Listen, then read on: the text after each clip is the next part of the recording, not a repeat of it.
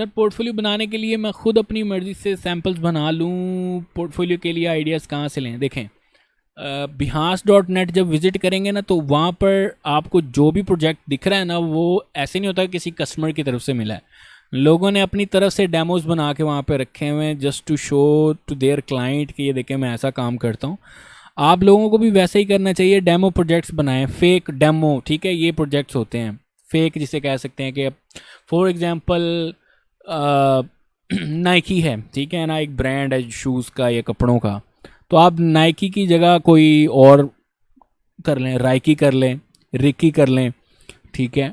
तो इस तरह आप एक रीनेम कर लें उसको, कोई मुतबादल नाम यूज़ करके, तो लोगो बनाएं, उसकी पूरी ब्रांडिंग करें, शर्ट्स बनाएं, उसके ऊपर जो जो चीज़ें करनी है आप लोग करें।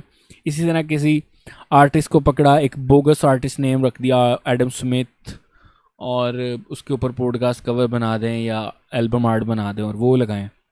तो ये आपको मोस्टली स्टार्ट में फेक काम ही करना पड़ता है, डेमो वर्क यूज़ करना पड़ता है, ठीक है।